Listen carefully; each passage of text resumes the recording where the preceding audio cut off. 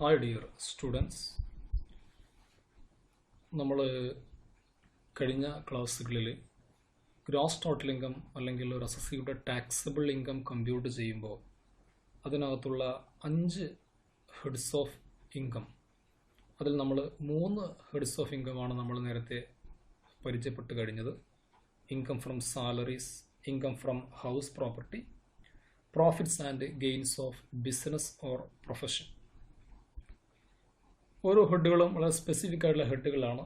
Income from salaries നമുക്കറിയാവുന്നതുപോലെ ഒരു എംപ്ലോയിക്ക് കൊടുക്കുന്ന പേയ്മെൻറ്റുകളാണ് നമ്മൾ അതിനകത്ത് ടാക്സബിൾ സാലറി ഇൻകമായിട്ട് കാണിച്ചിട്ടുള്ളത്.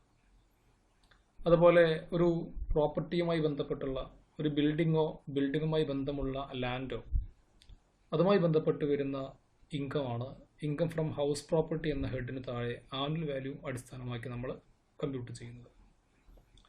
മൂന്നാമത് ബിസിനസ്സിൻ്റെയും പ്രൊഫഷൻ്റെയും ടാക്സബിൾ ആയിട്ടുള്ള ഇൻകമാണ് നമ്മൾ കണ്ടത്. നാലാമത്തെ ഹെഡ് ഓഫ് ഇൻകത്തിൽ വരുമ്പോൾ അതാണ് ക്യാപിറ്റൽ ഗെയിൻസ് എന്ന് പറയുന്ന head of income.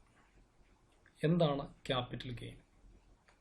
Section 45 subsection 1 എന്ന് പറയുന്ന ഇൻകം ടാക്സ് ആക്ടിൻ്റെ സെക്ഷനിൽ പറയുന്നത് profits or gains arising from the transfer of capital asset is taxable under capital gains. Capital gains എന്ന് പറയുന്ന ഈ ഹെഡിനകത്ത് ടാക്സ് ചെയ്യപ്പെടുന്നത് എങ്ങനെയുള്ള ഇൻകമാണ്?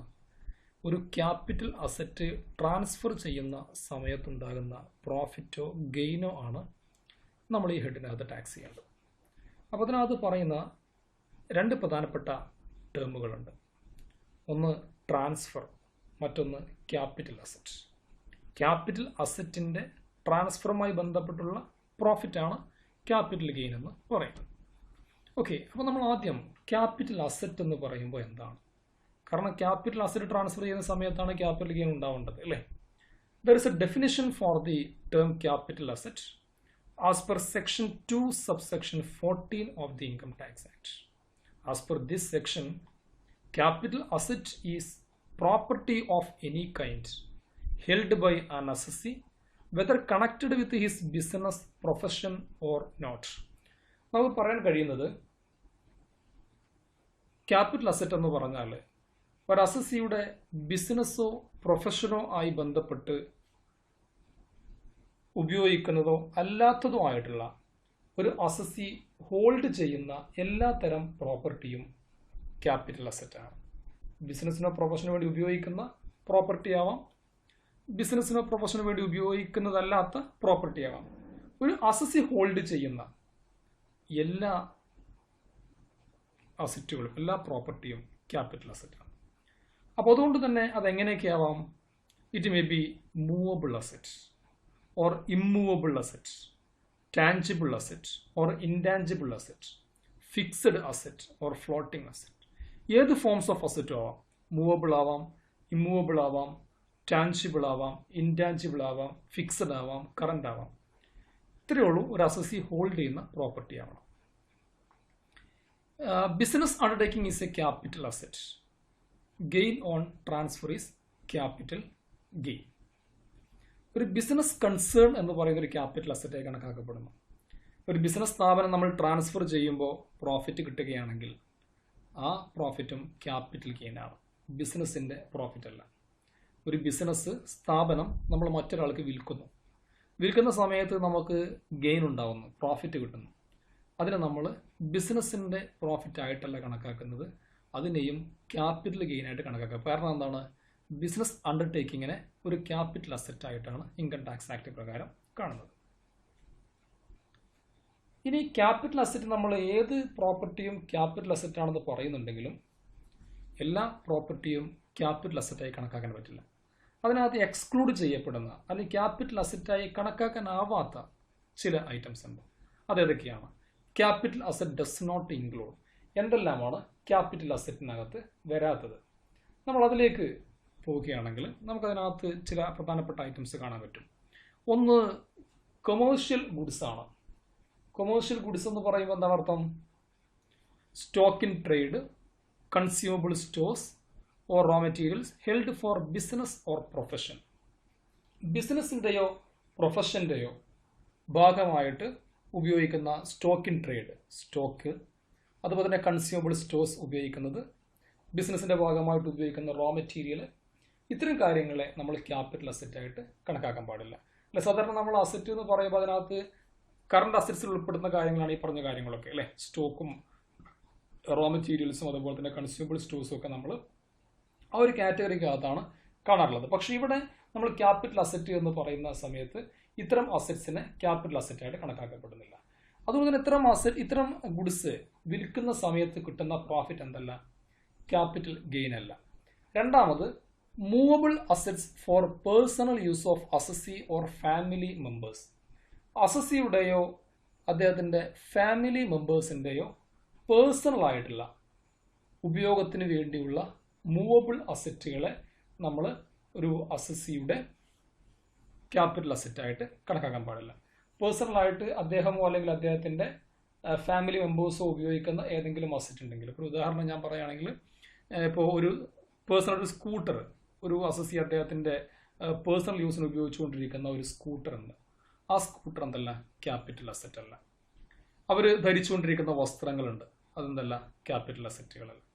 ഓക്കെ, അപ്പോൾ ഇതിനകത്ത് നമ്മൾ movable assets for personal use capital asset ഇല്ല എന്ന് പറയുന്ന സമയത്ത് തന്നെ ചില പേഴ്സണൽ അസറ്റുകളെ നമ്മൾ ക്യാപിറ്റൽ അസറ്റായിട്ട് കണക്കാക്കുന്നുണ്ട്. ഏതൊക്കെയാണ് ആ ക്യാപിറ്റൽ അസറ്റുകൾ? ആർക്കിയോളജിക്കൽ കളക്ഷൻസ്, പല പുരാവസ്തു ശേഖരങ്ങൾ ഉണ്ടെങ്കിൽ അത്, then drawings, paintings, sculptures, work of art തുടങ്ങിയിട്ടുള്ള വിലപിടിപ്പുള്ള എന്തെങ്കിലും പെയിൻറ്റിങ്സോ ഡ്രോയിങ്സോ ശില്പങ്ങളോ മറ്റു എന്തെങ്കിലും കലാശേഖരങ്ങളോ ഒരാളുടെ കയ്യിലുണ്ടെങ്കിൽ അത് ക്യാപിറ്റൽ അസറ്റാണ്. അതുപോലെ ജ്വല്ലറി ഫോർ പേഴ്സണൽ യൂസ്, പേഴ്സണലായിട്ട് യൂസ് ചെയ്യുന്ന ജ്വല്ലറി, ഓർണമെന്റ്സ്, അതിനെ നമ്മൾ എന്താണ്, ക്യാപിറ്റൽ അസറ്റായിട്ട് കണക്കാക്കപ്പെടും. അപ്പോൾ നമ്മൾ പേഴ്സണൽ അസറ്റ് ക്യാപിറ്റൽ അസറ്റ് അല്ല എന്ന് പറയുമ്പോൾ തന്നെ ഇത്തരത്തിലുള്ള പേഴ്സണൽ അസറ്റുകളാണെങ്കിൽ എന്താണ്, ക്യാപിറ്റൽ അസറ്റായിട്ട് വേണം കണക്കാക്കാൻ. മറ്റൊന്ന് അഗ്രികൾച്ചറൽ ലാൻഡ് ഇൻ ഇന്ത്യ. ഇന്ത്യയിലെ അഗ്രികൾച്ചറൽ ലാൻഡാണ്. അഗ്രികൾച്ചറൽ ലാൻഡ് എന്ന വാക്ക് ഇവിടെ നമ്മൾ പറയുമ്പോൾ ഉദ്ദേശിക്കുക agricultural land in rural area എന്ന സെൻസിലാണ്. Rural agricultural land capital asset അല്ല. എന്നാൽ അർബൺ ലൊക്കേഷനകത്തുള്ള ഒരു അഗ്രികൾച്ചറൽ ലാൻഡ് ആണെങ്കിൽ അത് ക്യാപിറ്റൽ അസറ്റ് ആണ്. പിന്നീട് നമ്മൾ 4, 5, 6 പോയിന്റ്സിൽ പറയുന്നത് ചില സെക്യൂരിറ്റികളാണ്, ഗവൺമെന്റ് ഇഷ്യൂ ചെയ്യുന്ന ചില സെക്യൂരിറ്റികളാണ്. ഗോൾഡ് ബോണ്ടുകളായിട്ടുള്ള 6.5% gold bond, 7% gold bond, national defence gold bond etcetera issued by the central government, special bearer bonds issued by central government, gold deposit bonds notified by central government. അപ്പോൾ ഈ പറഞ്ഞ കാര്യങ്ങളല്ലാത്ത മറ്റെല്ലാ പ്രോപ്പർട്ടിയും, അത് ഏത് ഫോംസ് പ്രോപ്പർട്ടി ആണെങ്കിലും അത് നമ്മൾ ക്യാപിറ്റൽ അസറ്റ് ആയിട്ട് കണക്കാക്കണം. അത് ട്രാൻസ്ഫർ ചെയ്യുമ്പോൾ വല്ല പ്രോഫിറ്റ് ഉണ്ടെങ്കിൽ അതിനെ ക്യാപിറ്റൽ ഗെയിൻ ആയിട്ട് നമ്മൾ കണക്കാക്കണം. Next, kinds of capital assets. Capital assets നമുക്ക് എങ്ങനെ കാറ്റഗറൈസ് ചെയ്യാൻ പറ്റും? There are 2 types of capital assets: short-term capital asset and long-term capital asset. What is the meaning of short-term capital asset? As per section 2 subsection 42A, the capital asset held by an assessee for not more than 36 months immediately preceding date of its transfer. അതിന് meaning അതാണ്. എന്താണ്? ഒരു asset transfer ചെയ്യുന്ന ഡേറ്റിന് തൊട്ട് മുമ്പ്, ട്രാൻസ്ഫറിന്റെ മുമ്പ് 36 മാസത്തിൽ കൂടാത്ത അത്രയും കാലം ഒരു അസസി ഹോൾഡ് ചെയ്യുകയാണെങ്കിൽ, എന്ന് പറഞ്ഞാൽ ഒരു അസറ്റ് എന്നാണ് വിൽക്കുന്നതെങ്കിൽ അല്ലെങ്കിൽ ട്രാൻസ്ഫർ ചെയ്യുന്നതെങ്കിൽ ആ ട്രാൻസ്ഫർ ഡേറ്റിന് മുമ്പ് 3 വർഷത്തിൽ താഴെ മാത്രം അസസി കൈവശം വെച്ച ഒരു ക്യാപിറ്റൽ അസറ്റ് ആണെങ്കിൽ അതിന് നമ്മൾ എന്ത് പറയും? ഷോർട്ട് ടൈം ക്യാപിറ്റൽ അസറ്റ് എന്ന് പറയും. ഓക്കെ, 3 വർഷം വരെ എന്നുള്ള സെൻസിലാണ്, 3-ൽ കൂടാത്ത കാലത്തേക്കാണ് അത് ഹോൾഡ് ചെയ്യുന്നത്. Capital gain arising from transfer of short time capital asset is called short time capital gain. ഇനി ഇങ്ങനെയുള്ള ഒരു short time capital asset transfer ചെയ്യുമ്പോൾ അതിലൂടെ എന്തെങ്കിലും ക്യാപിറ്റൽ ഗെയിൻ ഉണ്ടാവുകയാണെങ്കിൽ, പ്രോഫിറ്റ് കിട്ടുക, അതിന് വിളിക്കുന്ന പേരാണ് ഷോർട്ട് ടൈം ക്യാപിറ്റൽ ഗെയിൻ അല്ലെങ്കിൽ STCG എന്ന് പറയുന്നത്. അപ്പോൾ ഷോർട്ട് ടൈം ക്യാപിറ്റൽ അസറ്റും ഷോർട്ട് ടൈം ക്യാപിറ്റൽ ഗെയിനും അല്ലേ. സിമ്പിളായിട്ട് പറയുകയാണെങ്കിൽ 36 മാസം വരെ ഹോൾഡ് ചെയ്യുന്ന, 3 വർഷം വരെ ഹോൾഡ് ചെയ്യപ്പെടുന്ന ക്യാപിറ്റൽ അസറ്റിന് നമുക്ക് ഷോർട്ട് ടൈം ക്യാപിറ്റൽ അസറ്റ് എന്ന് പറയാം. അത് വിൽക്കുമ്പോൾ കിട്ടുന്ന പ്രോഫിറ്റിനെ ഷോർട്ട് ടൈം ക്യാപിറ്റൽ ഗെയിൻ എന്ന് വിളിക്കാം. സെക്കൻഡ് കാറ്റഗറി എന്താണ്? Long term capital asset as per section 2 subsection 29A. ആ സെക്ഷൻ പ്രകാരം പറയുന്നത് ഇത്രയാണ്: long term capital asset is a capital asset which is not a short term capital asset. Short term capital asset അല്ലാത്ത capital അസറ്റിനെയാണ് long term capital asset എന്ന് പറയാം. എന്താണ് short term capital asset എന്ന് പറഞ്ഞാൽ? നേരത്തെ പറഞ്ഞു നമ്മൾ അല്ലേ, 3 വർഷം വരെ ഹോൾഡ് ചെയ്യുന്ന ക്യാപിറ്റൽ അസറ്റ് ആണ് ഷോർട്ട് ടേം ക്യാപിറ്റൽ അസറ്റ്. അപ്പോൾ ലോങ് ടേം എന്തായിരിക്കും? Asset held by an assessee for more than 36 months immediately preceding the transfer.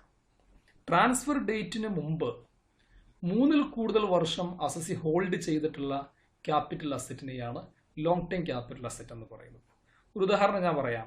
2005 ഒരു അസറ്റ് വാങ്ങുന്നു, 2019 ആ അസറ്റ് വിൽക്കുന്നു.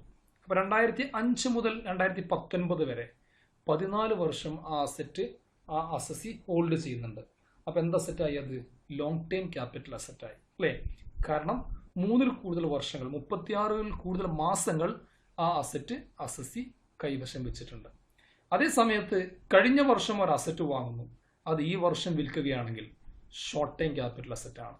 കാരണം അത് ഉപയോഗിക്കുന്നത് 3-ൽ താഴെ വർഷങ്ങളാണ്, അല്ലെങ്കിൽ 36-ൽ താഴെ മാസങ്ങളാണ്. ഓക്കെ, അതാണ് ലോങ് ടൈം ക്യാപിറ്റൽ അസറ്റ് എന്ന് പറയും. ഇനി if there is any capital gain from the transfer of long term capital asset which is called as long term capital gain. അപ്പോൾ ഇങ്ങനെയുള്ള long term capital asset transfer ചെയ്യുമ്പോൾ അതിലൂടെ എന്തെങ്കിലും പ്രോഫിറ്റോ ഗെയിനോ ഉണ്ടാവുകയാണെങ്കിൽ അതിന് വിളിക്കുന്ന പേരാണ് ലോങ് ടേം ക്യാപിറ്റൽ ഗെയിൻ എന്ന് പറയുന്നത്. അപ്പോൾ നമ്മൾ 2 ടേമുകൾ പരിചയപ്പെട്ടു: ഷോർട്ട് ടൈം ക്യാപിറ്റൽ അസറ്റും ലോങ് ടൈം ക്യാപിറ്റൽ അസറ്റും. ഷോർട്ട് ടൈം ക്യാപിറ്റൽ അസറ്റുമായി ബന്ധപ്പെട്ട ക്യാപിറ്റൽ ഗെയിൻ ആണ് short time capital gain. Long time capital അസറ്റുമായി ബന്ധപ്പെട്ട ക്യാപിറ്റൽ ഗെയിൻ ആണ് ലോങ് ടൈം ക്യാപിറ്റൽ ഗെയിൻ. അപ്പോൾ നമ്മൾ ഈ 2 ടേം ഡിസ്കസ് ചെയ്യുമ്പോൾ നമ്മൾ മനസ്സിലാക്കുന്ന ഒരു കാര്യം, 36 മാസം എന്ന് പറയുന്ന ഒരു ബേസിസ് വെച്ചിട്ടാണ് നമ്മൾ തീരുമാനിക്കുന്നത് അല്ലേ? 36 മാസം വരെയാണെങ്കിൽ ഷോർട്ട് ടൈം ആണ്, 36-ൽ കൂടുതലാണെങ്കിൽ ലോങ് ടൈം ആണ്.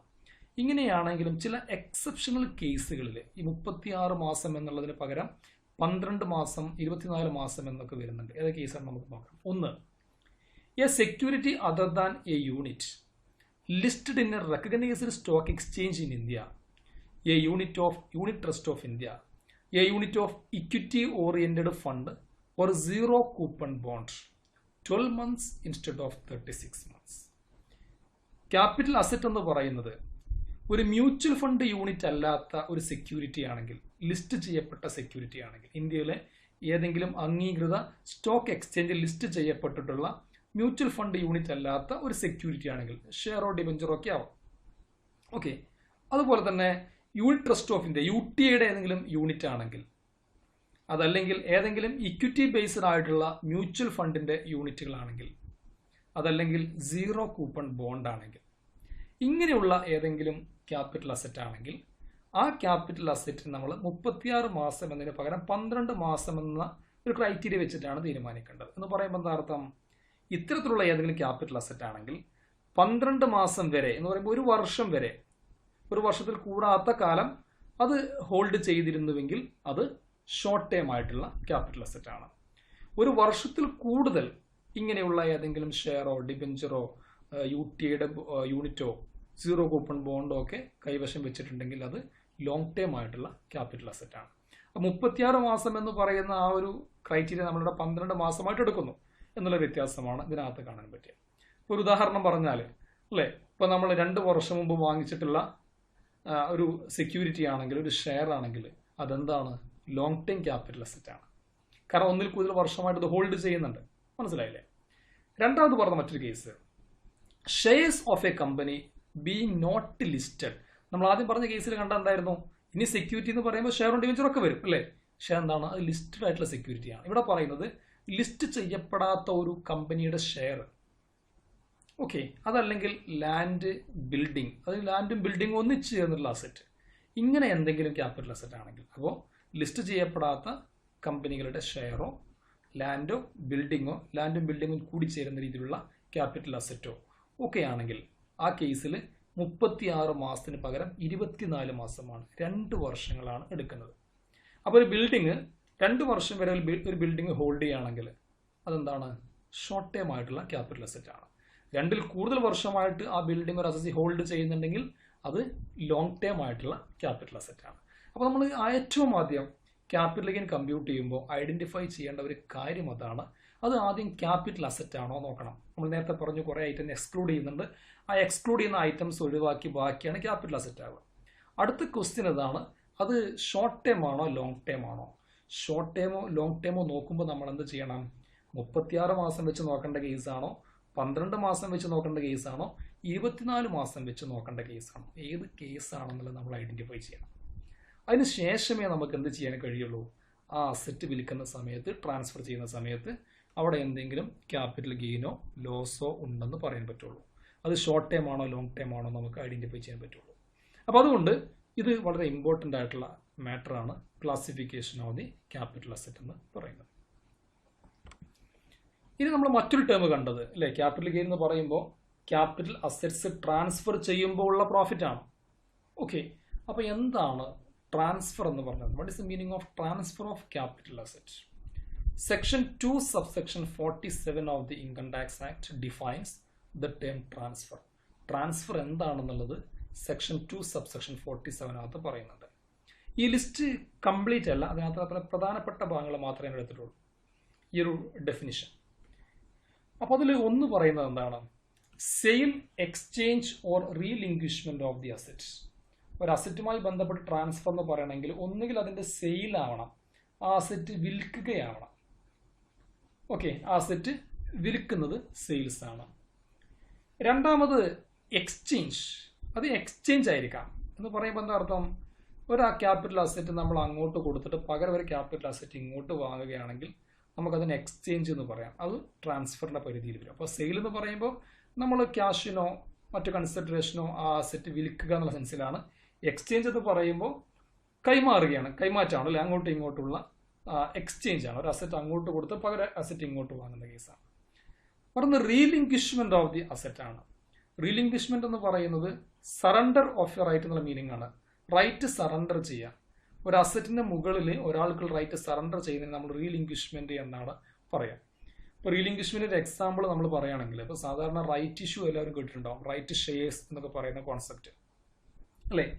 റൈറ്റ് ഇഷ്യൂ എന്ന് പറയുമ്പോൾ എന്താ അർത്ഥം? ഒരു കമ്പനി ഫർദർ ആയിട്ട് ഷെയർ ഇഷ്യൂ ചെയ്യുകയാണെങ്കിൽ അത് ഏറ്റവും ആദ്യം എക്സിസ്റ്റിംഗ് ഷെയർ ഹോൾഡേഴ്സിന് ഓഫർ ചെയ്യണം. എക്സിസ്റ്റിംഗ് ഷെയർ ഹോൾഡേഴ്സിന് ഓഫർ ചെയ്യുന്ന ഈ ഷെയർ വാങ്ങാനുള്ള അവകാശം ആ ഷെയർ ഹോൾഡേഴ്സിനുണ്ട്. അവർക്ക് 3 ഓപ്ഷൻ അവിടെ കിട്ടുന്നുണ്ട്. എന്തൊക്കെയാണ് അവർ റൈറ്റ് എന്ന് പറയുന്നത് വെച്ചാൽ, ഒന്നാമത്തെ റൈറ്റ് എന്ന് പറയുന്നത് റൈറ്റ് ടു സബ്സ്ക്രൈബ്. ഈ കമ്പനി ഓഫർ ചെയ്യുന്ന ഈ ഷെയർ അത്രയും പണം കൊടുത്തിട്ട് എന്ത് ചെയ്യാം? ഷെയർ ഹോൾഡേഴ്സിന് പർച്ചേസ് ചെയ്യാം. ഒന്നാമത്തെ റൈറ്റ് അതാണ്. സെക്കൻഡ് റൈറ്റ് എന്താണ്? അവർക്ക് വേണമെങ്കിൽ നോട്ട് ടു സബ്സ്ക്രൈബ്, അത് വേണ്ടാൻ തീരുമാനിക്കാം. എന്ന് പറഞ്ഞാൽ ഒരു ഷെയർ വാങ്ങുന്നില്ല എന്ന് അവർക്ക് തീരുമാനിക്കാം. മൂന്നാമത്തെ ഒരു ഓപ്ഷൻ എന്ന് പറയുന്നത് എന്താണ്? They can transfer the right to someone else. വേറെ ഒരാൾക്ക് വേണമെങ്കിൽ ആ റൈറ്റ് ട്രാൻസ്ഫർ ചെയ്യാം. ഓക്കെ, ഇപ്പോൾ എ എന്ന് പറഞ്ഞൊരു ഷെയർ ഹോൾഡർക്ക് 100 ഷെയർ കമ്പനിക്കകത്ത് കിട്ടാനുള്ള ഓപ്ഷൻ ഉണ്ട്, റൈറ്റ് ഉണ്ട്. റൈറ്റ് ഇഷ്യൂ അനുസരിച്ച് മിസ്റ്റർ എ എന്ന് പറയുന്ന ആൾക്ക് 100 ഷെയർ ഒരു കമ്പനിയിൽ നിന്ന് കിട്ടാനുള്ള റൈറ്റ് ഉണ്ട്. അയാൾക്ക് എന്ത് ചെയ്യാം? 100 ഷെയർ വേണമെങ്കിൽ ക്യാഷ് കൊടുത്ത് കമ്പനി പറയുന്ന പ്രൈസിൽ പർച്ചേസ് ചെയ്യാം. ഒന്ന്. രണ്ടാമത് 100 ഷെയർ ഞാൻ വാങ്ങുന്നില്ല എന്ന് തീരുമാനിക്കാം. മൂന്നാമത് എന്ത് ചെയ്യാം? ഈ റൈറ്റ് വേറെ ആൾക്ക് വിൽക്കാം. കാരണം എക്ക് കിട്ടേണ്ട ഈ റൈറ്റ് എ എന്ത് ചെയ്യാണ്? ആ റൈറ്റ് ബി എന്ന് പറയുന്ന ഒരാൾക്ക് ആ റൈറ്റ് വിൽക്കുകയാണ്. ആ റൈറ്റ് വിൽക്കുമ്പോൾ സ്വാഭാവികമായിട്ട് റൈറ്റ് വിൽക്കുന്ന സമയത്ത് അതുമായി ബന്ധപ്പെട്ട എന്തെങ്കിലും എമൗണ്ട് മിസ്റ്റർ എ ബിയിൽ നിന്ന് വാങ്ങുന്നുണ്ടാവും. എനിവേ, ഇവിടെ റീലിംഗ്വിഷ്മെന്റ് ആണ്. കാരണം എന്താ സംഭവിച്ചത്? ഇവിടെ ഈ റൈറ്റ് മിസ്റ്റർ എ വേണ്ടെന്ന് വെച്ചു. സറണ്ടർ ഓഫ് എ റൈറ്റ് അല്ലേ. അപ്പോൾ അതിനെ നമ്മൾ എന്താണ് പറയുക? നമ്മൾ ട്രാൻസ്ഫർ എന്നാണ് പറയുക. ട്രാൻസ്ഫർ എന്ന് പറയുമ്പോൾ സെയിൽ ആവാം, എക്സ്ചേഞ്ച് ആവാം, റീലിംഗ്വിഷ്മെന്റ് ആവാം എന്നുള്ളതാണ്. രണ്ടാമത് പറയുന്നത് എന്താണ്? Extinguishment of any rights therein. Cancellation of any right ആണ്. റൈറ്റ് ക്യാൻസൽ ആവുകയാണെങ്കിൽ, ഇപ്പോൾ ലീഗൽ ഓപ്പറേഷന്റെ മറ്റോ ഫലമായിട്ട് ഒരു അസറ്റിൽ ഒരാൾക്കുള്ള റൈറ്റ് ഉണ്ടായിരുന്നു, ആ റൈറ്റ് ക്യാൻസൽ ചെയ്യപ്പെടുന്നു, അത് റദ്ദ് ചെയ്യപ്പെടുകയാണെങ്കിൽ അതിനെ നമ്മൾ ട്രാൻസ്ഫർ എന്നാണ് വിളിക്കുക. മൂന്നാമത്, it's compulsory acquisition under any law. ഏതെങ്കിലും നിയമം അനുസരിച്ചുകൊണ്ട് ഒരു അസറ്റിനെ നിർബന്ധപൂർവ്വം ഏറ്റെടുക്കപ്പെടുകയാണ്. നമ്മൾ സാധാരണ കാണാറുള്ളതാണ് അല്ലേ. ഇപ്പം നമ്മുടെ നാട്ടിലൊക്കെ തന്നെ റോഡിൻ്റെയോ എയർപോർട്ടിൻ്റെയോ പാല നിർമ്മാണത്തിനൊക്കെ വേണ്ടിയുള്ള വികസനങ്ങൾ വരുമ്പോൾ എന്ത് ചെയ്യും? ഗവൺമെൻറ് പബ്ലിക്കിൻ്റെ പ്രോപ്പർട്ടി ഏറ്റെടുക്കും, അല്ലേ? സ്ഥലങ്ങളും ബിൽഡിങ്ങും എല്ലാം ഏറ്റെടുക്കും. അത് നിർബന്ധപൂർവ്വം ചെയ്യുന്നതാണ്, നിയമം അനുസരിച്ച് ചെയ്യുന്നതാണ്. അപ്പം അങ്ങനെ ഏറ്റെടുക്കപ്പെടുമ്പോൾ അത് കോമ്പൻസേഷൻ നമ്മുടെ ഗവൺമെൻറ് കൊടുക്കും, അല്ലേ? അതിനെ വിളിക്കുന്ന പേരാണെന്ത്? കമ്പൽസറി അക്വിസിഷൻ എന്ന് പറയുന്നത്. അപ്പം അങ്ങനെ ചെയ്യുന്ന ആ ട്രാൻസാക്ഷൻ എന്താണ്? ട്രാൻസ്ഫർ ആണ്. മറ്റൊന്ന് പറയുന്നത് asset is converted by owner into stock in trade of a business carried on by him. ഒരു അസറ്റ് സ്റ്റോക്കായിട്ട് കൺവേർട്ട് ചെയ്യപ്പെട്ട് കഴിഞ്ഞാൽ, ഓക്കെ, അതിനെ നമ്മൾ എന്താണ് വിളിക്കുക? അതിനെ നമ്മൾ ട്രാൻസ്ഫർ എന്നാണ് പറയുക. ഇപ്പോൾ നമ്മൾ നേരത്തെ പഠിച്ചിട്ടുള്ള ഒരു എക്സാമ്പിൾ നമ്മൾ നേരത്തെ പറഞ്ഞ എല്ലാവർക്കും ഓർമ്മയുണ്ടാവും. നമ്മൾ ബിസിനസ്സിൻ്റെ പ്രോഫിറ്റുമായി ബന്ധപ്പെട്ട ഒരു എക്സാമ്പിൾ ഉണ്ടായിരുന്നു. ഒരാൾ അദ്ദേഹത്തിൻ്റെ ബിസിനസ്സിൽ ഉപയോഗിക്കാൻ വേണ്ടി ഫർണിച്ചർ പർച്ചേസ് ചെയ്യുന്നു. ഫർണിച്ചർ വാങ്ങുമ്പോൾ അതിൻ്റെ എയിം എന്താണ്? അത് ബിസിനസ്സിൻ്റെ അസറ്റായിട്ട് ഉപയോഗിക്കണം എന്നുള്ളതായിരുന്നു. അപ്പോൾ അസറ്റായിട്ട് ഉപയോഗിക്കാൻ വേണ്ടി ഒരു ഫർണിച്ചർ പർച്ചേസ് ചെയ്തു. പിന്നീട് ഇയാൾ ഫർണിച്ചർ ബിസിനസ് ആരംഭിക്കുന്ന സമയത്ത് 8,000 റുപ്പീസിനാണ് ഫർണിച്ചർ വാങ്ങിച്ചത്. അത് അദ്ദേഹം എന്ത് ചെയ്യുന്നു? പുതിയൊരു ഷോപ്പ് തുടങ്ങിയ സമയത്ത് ഈ ഫർണിച്ചറും അദ്ദേഹത്തിൻ്റെ സ്റ്റോക്കിൻ്റെ കൂട്ടത്തിൽ സ്റ്റോക്കാക്കി കൺവേർട്ട് ചെയ്തു. എന്നിട്ടൊരു കസ്റ്റമർക്ക് ഈ ഫർണിച്ചർ വിറ്റു. ₹10,000 ആ ഫർണിച്ചർ വിറ്റത്. 8,000 രൂപക്ക് ഇയാൾ വാങ്ങിച്ചിട്ടുള്ള ഈ ഫർണിച്ചർ 10,000 രൂപ ഒരു കസ്റ്റമർക്ക് വിറ്റു, അല്ലേ? നമ്മൾ ആ നേരത്തെ ചോദിച്ച ചോദ്യം ഉണ്ടായിരുന്നു, ബിസിനസ്സിൻ്റെ ഇങ്ങനെ കമ്പ്യൂട്ട് ചെയ്യുന്ന സമയത്ത് ആ പ്രോഫിറ്റ് ബിസിനസ്സിൻ്റെ പ്രോഫിറ്റ് ആണോ? അന്നേരം നമ്മൾ കണ്ടീഷനോടെ പറഞ്ഞതാണ്, if the intention of the buyer is to earn the profit, the transaction is business profit, അല്ലേ? ഒരു അസസി അത് വാങ്ങുന്ന സമയത്ത്, ആ അസറ്റ് വാങ്ങിയ സമയത്ത് ഇന്റൻഷൻ പ്രോഫിറ്റ് മേക്കിംഗ് ആയിരുന്നുവെങ്കിൽ അവിടെ ഉള്ള ആ 2,000 രൂപ എന്താണ്? ബിസിനസ്സിന്റെ പ്രോഫിറ്റ് ആണ്. പക്ഷേ ഇവിടെ എന്തല്ല നമ്മൾ മനസ്സിലാക്കേണ്ടത്? ഈ എക്സാമ്പിളിനകത്ത് ഈ അസറ്റ് വാങ്ങുമ്പോൾ ഈ വാങ്ങിയ ആളുടെ ഇന്റൻഷൻ എന്തായിരുന്നില്ല? അത് വിൽക്കുക എന്നുള്ളതായിരുന്നില്ല, പ്രോഫിറ്റ് ഉണ്ടാക്കുക എന്നുള്ളതല്ല, ബിസിനസ്സിൽ ഉപയോഗിക്കുക എന്നുള്ളതായിരുന്നു, അല്ലേ? അപ്പോൾ അതുകൊണ്ട് നമ്മൾ ബിസിനസ്സിന്റെ പ്രോഫിറ്റ് ആയിട്ട് തന്നെ കണക്കാക്കുന്നില്ല. അപ്പോൾ എന്ത് പ്രോഫിറ്റ് ആണ് അത്? ഇവിടെ സെയിം എക്സാമ്പിൾ സൂട്ടബിൾ ആണ്. ഇവിടെ പറയുന്നത് എന്താണ്? ഈ ഫർണിച്ചറിന് സ്റ്റോക്കാക്കി മാറ്റി. ആ സ്റ്റോക്ക് അല്ലെങ്കിൽ ആ ഫർണിച്ചർ 10,000 രൂപക്ക് വിറ്റു. 2,000 രൂപ നമുക്ക് പ്രോഫിറ്റ് കിട്ടി. ആ പ്രോഫിറ്റ് എന്ത് പ്രോഫിറ്റ് ആണ്? ക്യാപിറ്റൽ ഗെയിൻ ആണ്. കാരണം ഇത് ട്രാൻസ്ഫർ ഓഫ് ക്യാപിറ്റൽ അസറ്റ് ആണ്. മനസ്സിലായല്ലോ? 5ാമത്തെ പോയിന്റ് പറയുന്നത് maturity or redemption of A zero coupon bond. ഒരു സീറോ കൂപ്പൺ ബോണ്ട് മെച്യൂർഡ് ആകുന്ന, റിഡീം ചെയ്യപ്പെടുന്ന, അതിനെ നമ്മൾ ട്രാൻസ്ഫർ എന്ന പേര് കൊണ്ട് ഡിനോട്ട് ചെയ്യും. 6ാമത് പറയുന്നത് conversion of a business into limited company. ഒരു ബിസിനസ്സിനെ ലിമിറ്റഡ് കമ്പനിയായിട്ട് കൺവേർട്ട് ചെയ്യപ്പെട്ട് കഴിഞ്ഞാൽ, ഒരു സോൾ ട്രേഡിംഗ് കൺസേണോ ഒരു പാർട്ണർഷിപ്പ് ഫേമോ ഒക്കെ ആയിട്ടുള്ള ഒരു ബിസിനസ് എൻറ്റിറ്റിയെ ഒരു ലിമിറ്റഡ് കമ്പനിയായിട്ട് കൺവേർട്ട് ചെയ്യപ്പെടുകയാണെങ്കിൽ ആ കൺവേർഷൻ എന്ന് പറയുന്ന ആ പ്രോസസ്സിനെ ട്രാൻസ്ഫർ ആയിട്ട് കണക്കാക്കപ്പെടുന്നു. Then etcetera. ഇങ്ങനെ കുറേ ട്രാൻസാക്ഷൻസ് വേറെയും വരുന്നുണ്ട്.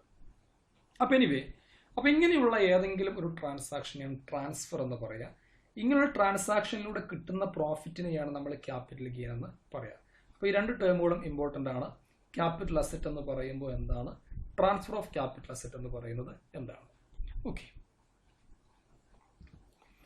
Next, transactions not regarded as transfer as per section 47. അപ്പോൾ നമ്മൾ പറഞ്ഞു ട്രാൻസ്ഫർ എന്ന് പറയുമ്പോൾ എന്തൊക്കെയാവാം. അപ്പോൾ നമ്മൾ ആ നേരത്തെ തൊട്ടുമുമ്പ് പറഞ്ഞിട്ടുള്ള ഡെഫിനിഷനകത്ത് നമ്മൾ ട്രാൻസ്ഫറിന് കുറേ കേസുകൾ പറഞ്ഞു, അല്ലേ? സെയിൽ, എക്സ്ചേഞ്ച്, റിലിംഗ്വിഷ്മെന്റ്, എക്സ്റ്റിംഗ്വിഷ്മെന്റ് എന്നൊക്കെ നമ്മൾ ഒരുപാട് കാര്യങ്ങൾ പറഞ്ഞു. ഒരുപക്ഷെ അത്തരത്തിലുള്ള നേച്ചറുള്ള ട്രാൻസാക്ഷൻ തന്നെയാണെങ്കിലും നമുക്കതിന് ട്രാൻസ്ഫർ ആയി കണക്കാക്കാൻ പറ്റില്ല ചില ട്രാൻസാക്ഷനുകളെ. അതാണ് സെക്ഷൻ 47 പറയുന്നത്. ഒന്നെന്താണ്? Any distribution of capital asset on the total or partial partition of HUF. HUFന്റെ പാർട്ടീഷന്റെ സമയത്ത് നമുക്കെല്ലാം അറിയാം, HUF എന്ന് പറയുമ്പോൾ ഒരു ഹിന്ദു അൺഡിവൈഡഡ് ഫാമിലിയാണ്, ഒരു ജോയിന്റ് ഹിന്ദു ഫാമിലിയാണ്. അതിൻ്റെ പ്രോപ്പർട്ടി ഒക്കെ ജോയിന്റ് ഓൺഡ് പ്രോപ്പർട്ടിയാണ്, ജോയിന്റ്ലി കൺട്രോൾഡ് പ്രോപ്പർട്ടി, കർത്തയുടെ കൺട്രോളിലുള്ള ഒരു ഫാമിലിയാണ് HUF എന്ന് പറയും. അതുകൊണ്ട് തന്നെ അതിൻ്റെ പ്രോപ്പർട്ടിയും കൺട്രോൾഡ് ആണ്, സെൻട്രലി കൺട്രോൾഡ്, അല്ലെങ്കിൽ ഇത് കോമൺ ആയിട്ടുള്ള പ്രോപ്പർട്ടിയാണ്. അപ്പോൾ ഒരു പ്രത്യേക സമയത്ത് എന്തെങ്കിലും HUF അതിൻ്റെ സ്വത്തുകളൊക്കെ ഭാഗിച്ച് അതിൻ്റെ മെമ്പേഴ്സിന് വിതരണം ചെയ്യുകയാണ്, പാർട്ടീഷൻ നടത്തുകയാണ്. അങ്ങനെ പാർട്ടീഷൻ നടത്തുന്ന സമയത്ത് എന്ത് ചെയ്യുന്നു? അതിൻ്റെ കോ പാർസനേഴ്സിന്, അല്ലേ, അതിലുള്ള മെമ്പേഴ്സിന് അതിൻ്റെ ഒരു ഷെയർ കിട്ടും. ക്യാപിറ്റൽ അസറ്റ്, ചിലർക്ക് ബിൽഡിംഗ് കിട്ടും, ചില ആൾക്കാർക്ക് ലാൻഡ് കിട്ടും, അങ്ങനെ കിട്ടും, അല്ലേ? ഇങ്ങനെ ഈ ഡിസ്ട്രിബ്യൂട്ട് ചെയ്യുന്ന ട്രാൻസാക്ഷൻ എന്തല്ല? ട്രാൻസ്ഫർ അല്ല. എന്ന് പറഞ്ഞാൽ അങ്ങനെ ഒരു HUF അതിൻ്റെ ഒരു കോ പാർസനർക്ക് അതിൻ്റെ ഒരു ക്യാപിറ്റൽ അസറ്റ് ഡിസ്ട്രിബ്യൂട്ട് ചെയ്യുമ്പോൾ ആ ട്രാൻസാക്ഷൻ നമ്മൾ ട്രാൻസ്ഫറായി കണക്കാക്കപ്പെടുന്നില്ല എന്ന് പറയുമ്പോൾ അർത്ഥം ആ ട്രാൻസാക്ഷനിലൂടെ ക്യാപിറ്റൽ ഗെയിനോ ക്യാപിറ്റൽ ലോസോ ഒന്നും ഉണ്ടാവില്ല എന്ന് ചുരുക്കം. രണ്ടാമത്, ഇനി transfer of capital asset under gift or will. ഗിഫ്റ്റോ വില്ലോ ആയിട്ട് ഒരു ക്യാപിറ്റൽ അസറ്റ് ട്രാൻസ്ഫർ ചെയ്യുകയാണെങ്കിൽ എന്ന് പറയുമ്പോൾ ഒരാളൊരു അസറ്റ് ഒരു സുഹൃത്തിനോ മറ്റോ ഗിഫ്റ്റായിട്ട് കൊടുക്കുകയാണ്. അതല്ലെങ്കിൽ വിൽപത്രം അനുസരിച്ചുകൊണ്ട് ഒരു കുടുംബത്തിൻ്റെ സ്വത്ത്, അച്ഛൻ്റെ സ്വത്ത് മകന് കിട്ടുകയാണ്. അപ്പോൾ ആ ട്രാൻസാക്ഷന് ട്രാൻസ്ഫറായി കണക്കാക്കാൻ പറ്റില്ല. ഇപ്പോൾ ഒരു ഉദാഹരണം പറയുകയാണെങ്കിൽ, ഇപ്പോൾ ഒരു ബിൽഡിങ് ഒരാൾ അയാളുടെ റിലേറ്റീവിനോ സുഹൃത്തിനോ ഗിഫ്റ്റായിട്ട് കൊടുത്തു കഴിഞ്ഞാൽ ആ ട്രാൻസാക്ഷൻ എന്തല്ല, ട്രാൻസ്ഫർ അല്ല. അവിടെ എന്തുണ്ടാവില്ല, ക്യാപിറ്റൽ ഗെയിൻ ഉണ്ടാവില്ല. മൂന്നാമത് പറയുന്നത് എന്താണ്, ഇനി transfer of capital asset by parent company to its 100% Indian subsidiary company. ഒരു പാരന്റ് കമ്പനി, ഒരു ഹോൾഡിംഗ് കമ്പനി, ആ കമ്പനിയുടെ 100% സബ്സിഡിയറി ആയിട്ടുള്ള ഒരു ഇന്ത്യൻ കമ്പനിക്ക് എന്തെങ്കിലും ക്യാപിറ്റൽ അസറ്റ് ട്രാൻസ്ഫർ ചെയ്യുകയാണെങ്കിൽ ആ ട്രാൻസാക്ഷനെ ട്രാൻസ്ഫറായി കണക്കാക്കില്ല. നമുക്കറിയാം what is the meaning of subsidiary and parent company അല്ലേ. ഒരു കമ്പനിയുടെ 50% കൂടുതൽ ഷെയർ മറ്റൊരു കമ്പനി ഹോൾഡ് ചെയ്യുമ്പോൾ നമ്മൾ ആ കമ്പനി വിളിക്കുന്ന പേരാണ് സബ്സിഡിയറി കമ്പനി എന്നുള്ളതും, ഹോൾഡ് ചെയ്യുന്ന കമ്പനി നമ്മൾ പാരന്റ് കമ്പനി അല്ലെങ്കിൽ ഹോൾഡിംഗ് കമ്പനി എന്ന് വിളിക്കും അല്ലേ. ഇവിടെ പറയുന്നത് അങ്ങനെ തന്നെയാണ്. 100% സബ്സിഡിയറി ആയിട്ടുള്ള ഒരു കമ്പനിക്ക് ആ കമ്പനിയുടെ പാരന്റ് കമ്പനി, ഹോൾഡിംഗ് കമ്പനി എന്തെങ്കിലും ക്യാപിറ്റൽ അസറ്റ് ട്രാൻസ്ഫർ ചെയ്യുകയാണെങ്കിൽ ആ ട്രാൻസാക്ഷനെ നമ്മൾ ട്രാൻസ്ഫറായി കണക്കാക്കില്ല, അവിടെ ക്യാപിറ്റൽ ഗെയിൻ ഉണ്ടാകുന്നില്ല. നാലാമത് പറയുന്നത്, any transfer of capital asset by 100% subsidiary company to its Indian parent company. തിരിച്ചുള്ള ട്രാൻസാക്ഷനാണ്. 100% സബ്സിഡിയറി ആയിട്ടുള്ള ഒരു കമ്പനി ആ കമ്പനിയുടെ 100% ഷെയർ ഹോൾഡ് ചെയ്യുന്ന പാരന്റ് കമ്പനിക്ക്, ഇന്ത്യൻ പാരന്റ് കമ്പനിക്ക് വല്ല ക്യാപിറ്റൽ അസറ്റും ട്രാൻസ്ഫർ ചെയ്യുകയാണെങ്കിൽ അതിനെയും ട്രാൻസ്ഫർ ആയിട്ട് കണക്കാക്കാൻ പറ്റില്ല. അവിടെ എന്ത് വരുന്നില്ല, ക്യാപിറ്റൽ ഗെയിൻ ഉണ്ടാവുന്നില്ല. അഞ്ചാമത്, ഇനി transfer of capital asset by amalgamating company to Indian amalgamated company. അമാൾഗമേഷന്റെ കേസാണ്, നമുക്കെല്ലാം അറിയാം. അമാൾഗമേഷന്റെ കേസിൽ ട്രാൻസ്ഫറർ കമ്പനിയും ട്രാൻസ്ഫറി കമ്പനിയും ഉണ്ടാവും അല്ലേ. അക്വയറി എന്നൊന്നും പാർട്ടീസ് അതിനകത്തുണ്ടാകും. അപ്പോൾ അമാൾഗമേറ്റിംഗ് കമ്പനി എന്ന് പറയുമ്പോൾ എന്താ അർത്ഥം, ട്രാൻസ്ഫർ ചെയ്യുന്ന കമ്പനി. ട്രാൻസ്ഫറർ കമ്പനിയാണ്, വെൻഡർ കമ്പനിയാണ്. വെൻഡർ കമ്പനി അമാൾഗമേഷൻ സമയത്ത് എന്ത് ചെയ്യും, അതിൻ്റെ അസറ്റൊക്കെ ട്രാൻസ്ഫറി കമ്പനിക്ക് ട്രാൻസ്ഫർ ചെയ്യും, പർച്ചേസിങ് കമ്പനിക്ക് ട്രാൻസ്ഫർ ചെയ്യും അല്ലേ. ആ ട്രാൻസ്ഫറിനെ ഇവിടെ നമ്മൾ ട്രാൻസ്ഫർ ആയിട്ട് കണക്കാക്കുന്നില്ല. ഇൻകം ടാക്സ് ആക്ട് പ്രകാരം ട്രാൻസ്ഫർ അല്ല, അവിടെ ക്യാപിറ്റൽ ഗെയിൻ ഉണ്ടാവില്ല. ആറാമത് പറയുന്നത്, any transfer of capital asset being any work of art, archaeological, book, art collections, drawings, photographs to government, university, national museums, national art gallery or any other museums notified by the central government. ഏതെങ്കിലും capital asset, നമ്മൾ നേരത്തെ പറഞ്ഞു ഇങ്ങനെയുള്ള personal asset ഒന്നും capital asset അല്ല എന്ന് പറഞ്ഞു അല്ലേ. ആർക്കിയോളജിക്കൽ കളക്ഷനുകൾ, ബുക്കുകൾ, ആർട്ട് കളക്ഷൻസ്, ഡ്രോയിങ്സ്, ഫോട്ടോഗ്രാഫ്സ് തുടങ്ങിയിട്ടുള്ള ഏതെങ്കിലും ശേഖരണങ്ങളുടെ കയ്യിലുണ്ടെങ്കിൽ അതെന്തല്ല, പേഴ്സണൽ അസറ്റിലെ ക്യാപിറ്റൽ അസറ്റാണ്. അപ്പോൾ അത്തരം ക്യാപിറ്റൽ അസറ്റ് ഒരാൾ എന്ത് ചെയ്യാണ്, ഗവൺമെന്റിലേക്കോ ഏതെങ്കിലും യൂണിവേഴ്സിറ്റികളിലേക്കോ ഏതെങ്കിലും നാഷണൽ മ്യൂസിയങ്ങളിലേക്കോ ആർട്ട് ഗാലറിയിലേക്കോ മറ്റു സെൻട്രൽ ഗവൺമെന്റ് നോട്ടിഫൈ ചെയ്യപ്പെടുന്ന ഏതെങ്കിലും മ്യൂസിയങ്ങളിലേക്കോ അത് ട്രാൻസ്ഫർ ചെയ്യുകയാണെങ്കിൽ, അത് കൊടുക്കുകയാണെങ്കിൽ ആ ട്രാൻസാക്ഷനെ ട്രാൻസ്ഫർ ആയിട്ട് കണക്കാക്കാൻ പറ്റില്ല.